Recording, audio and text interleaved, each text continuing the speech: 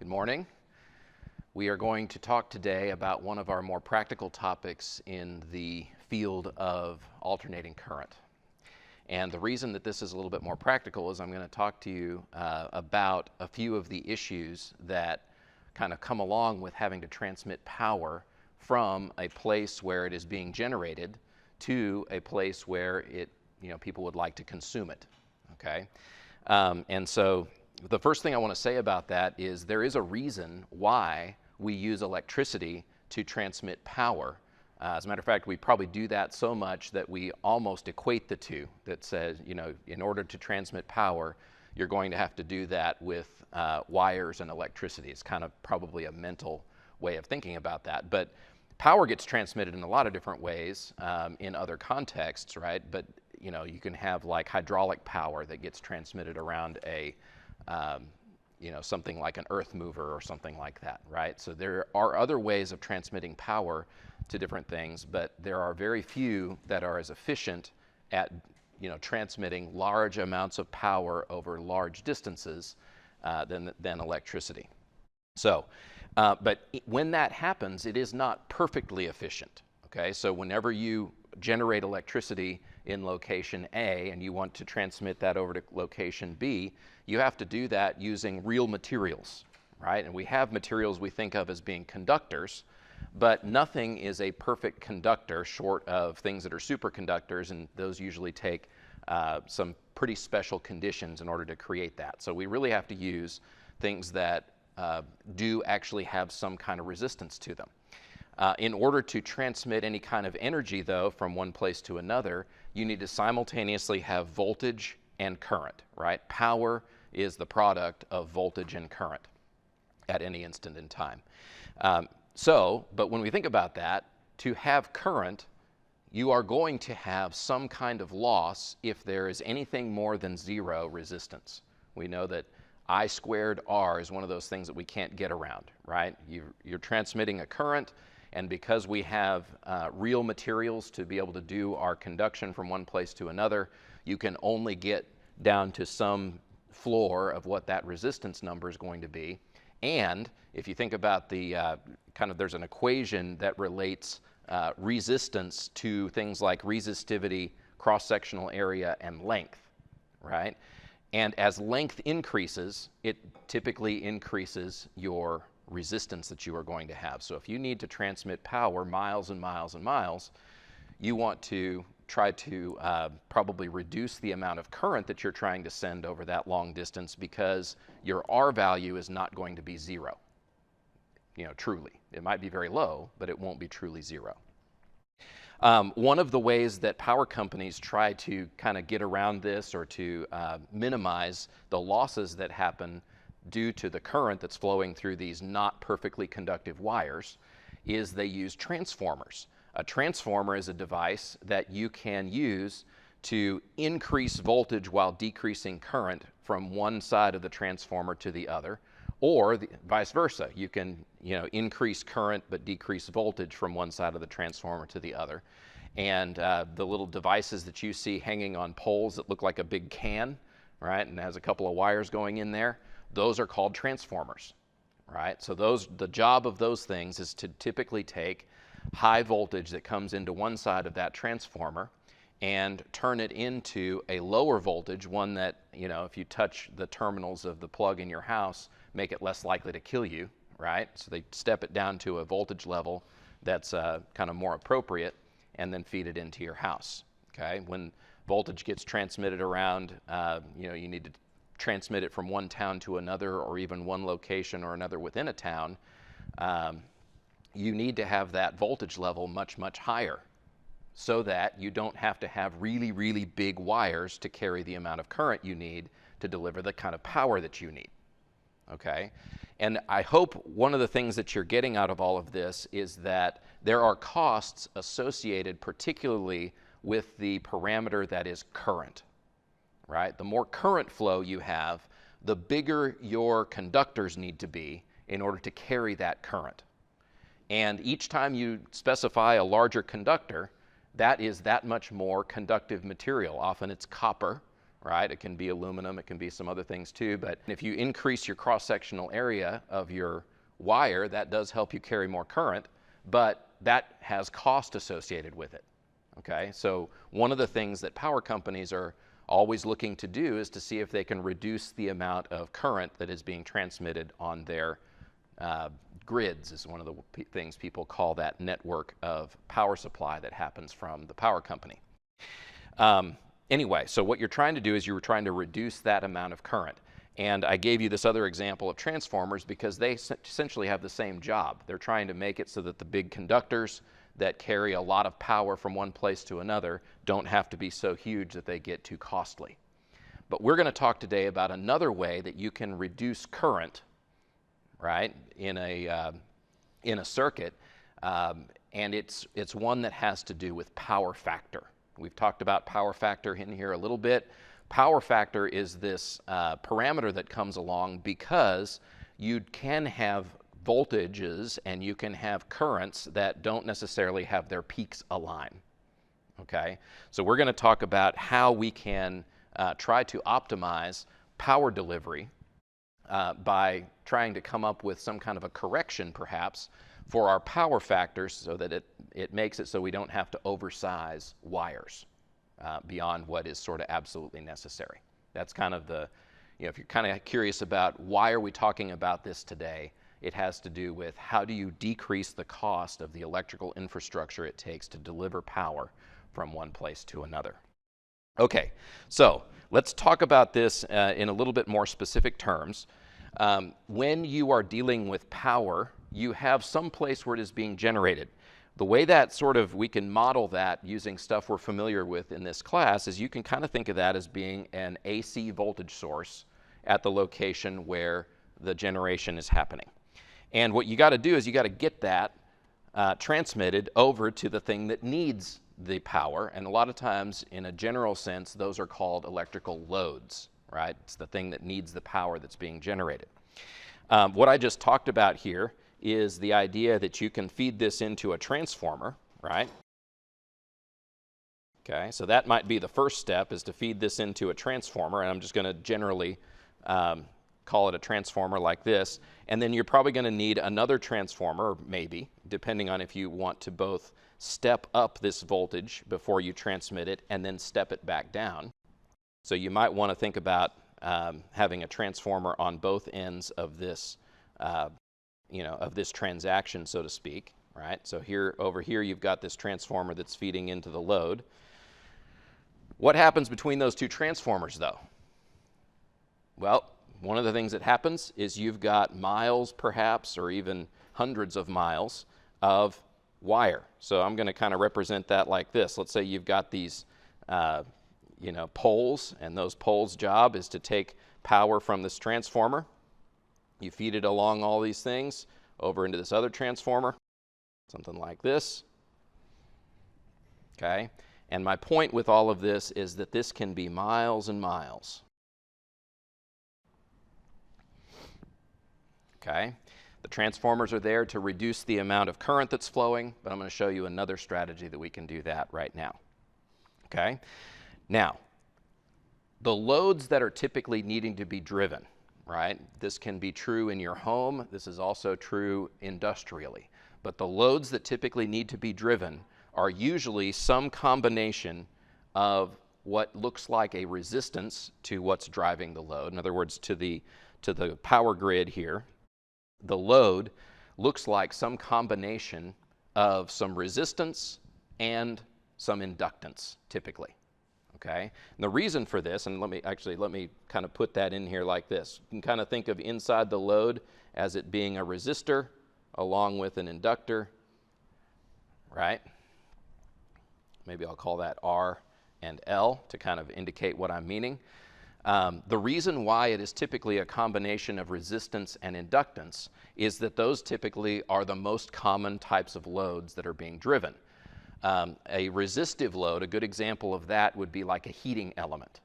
A heating element, those exist in a lot of places, but they exist on your stove perhaps. You've got like a coil that's on your stove, and that coil heats up. That is essentially like a big old resistor, and its job is to take electric current that goes in one side and turn it into heat, right? That's what its job is, but it is essentially a purely resistive load.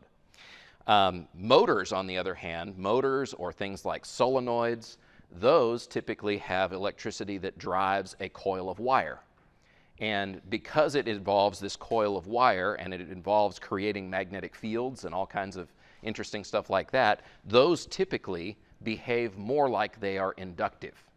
And those get a little bit complicated about specifically how they behave because it also depends on how much mechanical load is being put on those electric machines, okay? But I'm trying to give you just a general concept here that most actual loads that we want to drive are some combination of resistive and inductive. There are very few loads out there that have sort of a capacitive type of a profile to them, okay?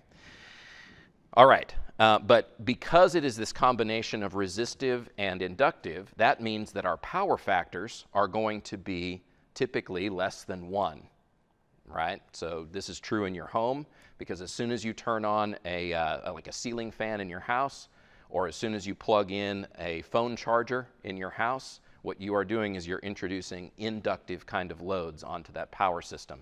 And so that typically will turn your load from being a purely resistive load to being one that is more inductive. And that's going to take your power factor and drop it to less than 1. And it's usually a power factor less than 1 lagging, as we say. Because inductive loads, when we say a lagging power factor, that means current is lagging voltage, right? And inductive loads cause current to lag voltage. Okay? So, what does that actually mean? Okay, so let me kind of scroll down here. When you operate with a power factor of less than 1, I want to show that to you with respect to the plot that I showed you, I guess a couple of meetings ago. But we had this plot that talked about voltage and current, right? And what you see with the red curve here is voltage, and what you see with the green curve is current. And what I can do with this little figure that I've got is I can move the voltage and current peaks relative to each other, right, so that you can see how much power ends up being transmitted. Okay, so let me kind of scooch this over just a little bit. If we take this to about 60 degrees, okay, keep in mind, power factor is the cosine of the angle between the voltage wave and the current wave. So I just set an angle right here at 60 degrees, and I chose that number kind of on purpose. What's the cosine of 60 degrees? Okay, many of you may not have that right on the tip of your brain, but the cosine of 60 degrees is 1/2. Okay, so when you have your current wave lagging your voltage wave by this amount, okay, that means you have a power factor that is 1/2. Here's what that actually means practically, right? You see here that a certain amount of power is going to be transmitted to the load when we go through the peak that's above 0, right? Or all of that area of that black curve that's above 0. But what happens during this period of time where it goes below 0? What does that mean physically?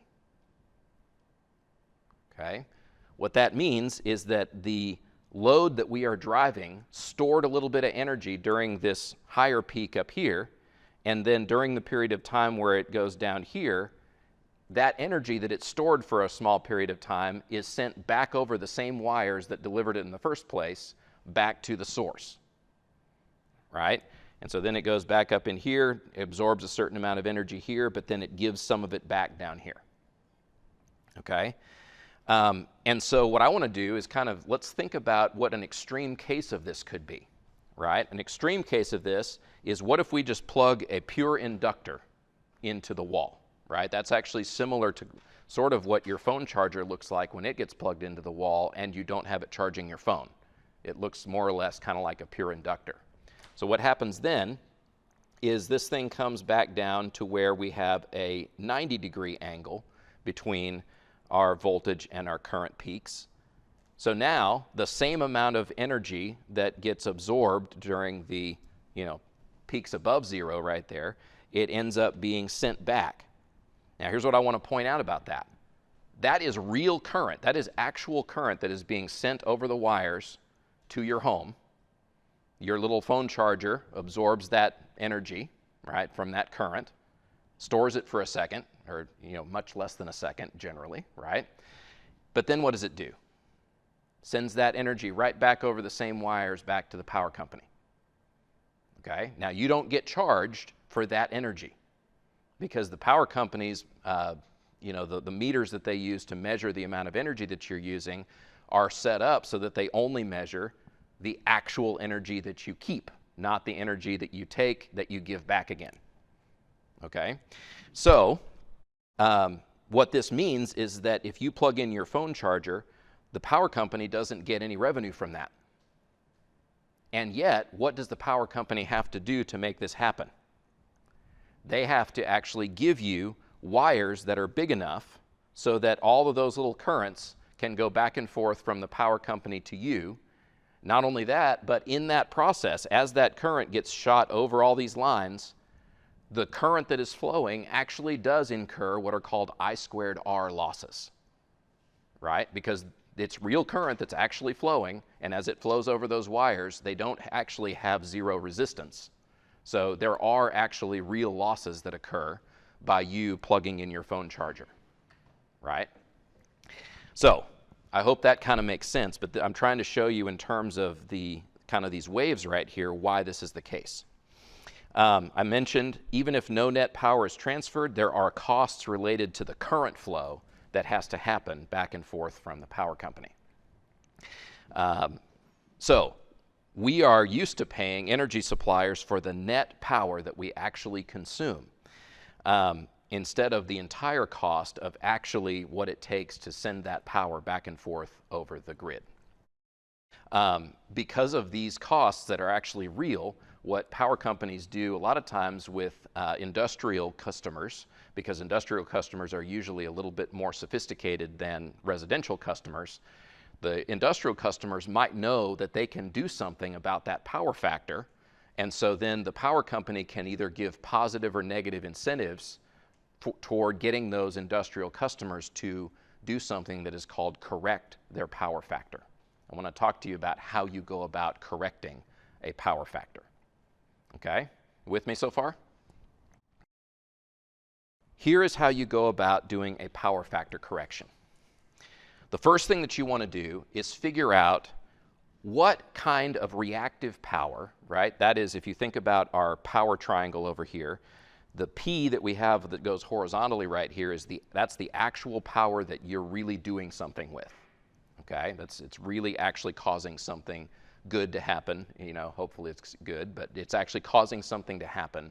It might be driving a motor, it might be heating up a heating element.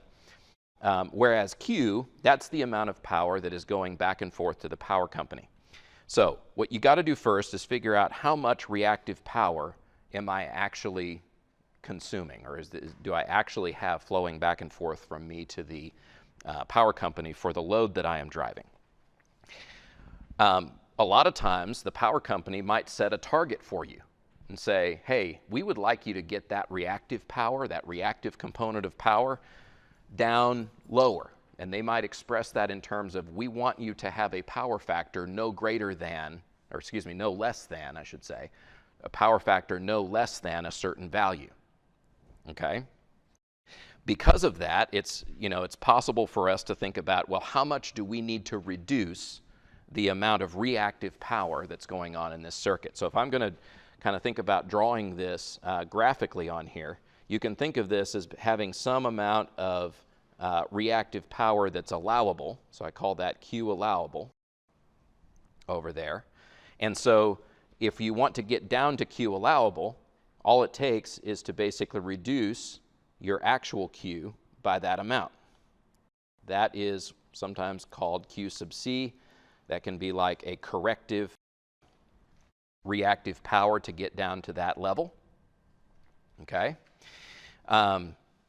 If you want to make that happen, probably the simplest way to do that is to understand that there is a circuit you can use to do that. So let's say that we go back to the concept of having a load.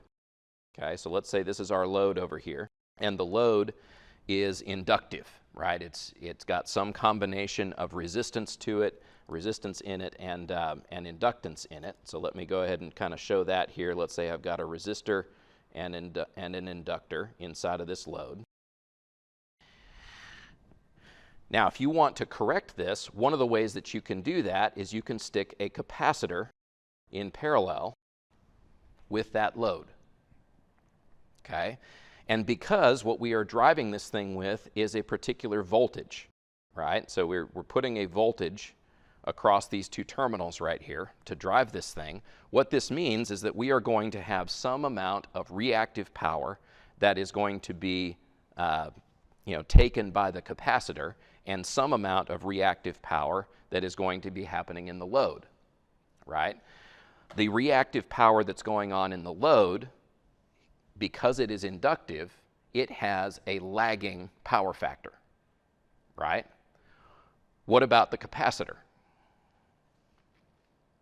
It probably has a leading power factor, right? Because a capacitor, that the voltage tends to, the current tends to lead the voltage, okay, with a capacitor. So what happens is the reactive power that goes on in the capacitor can cancel out the reactive load that is going on because of the inductance in the total load, okay? Another way of looking at this is that during those, when it is actually supplying, let's say, a positive peak of a wave to this capacitor right here, it is going to spend some time charging up that capacitor with charge during that phase, right? So it charges that thing up. Meanwhile, the load, right, the current is lagging on the load. So what really goes on is that there's going to be a certain amount of current that flows back and forth from the inductive part of the load into the capacitor, and it can reduce the amount of current that's flowing all the way that distance over all those wires to the load that needs it. Okay, so that's kind of physically what's going on. But the way we can deal with that is we can understand that the amount of reactive power that goes on in just that capacitor is going to be Q sub C being equal to our RMS voltage squared over the reactance of that capacitor. Okay, so that's how much reactive power is going to be going on in that capacitor right there. Okay, so you're following with me so far? If we rearrange that equation, we can figure out how much reactance we need so that we can have that amount of reactive power that is going into the capacitor, right? So it's this same equation, but it's rearranged a little bit so that we can figure out what this reactance is if we know the amount of voltage that we are driving the load with, right? And we know how much we need to reduce the reactive power that's going on in the load. Okay? Once we know that reactance, then we can take that reactance and take it along with the frequency that the circuit is being driven with. That's usually something that is set by the power company, right? In the United States, it's 60 hertz. But anyway, you take that reactance value along with the frequency, and that allows you to get a capacitor that you need to put in parallel with your load so that you can do some correction to your power factor. Okay? Who has questions yet? You want to see how this works in an actual example? And this is actually something, by the way, that people kind of in industrial settings, this is a realistic example that you would have to do. Because what you're trying to do is you're trying to not incur a penalty, or maybe you're trying to achieve some kind of an incentive from the power company so that you can, you're trying to do that by increasing your power factor, right? Reducing how much reactive power that you are using. And so what kind of a capacitor do you need to put in parallel with a big inductive load so that it takes your power factor and puts it in a more acceptable place? Okay?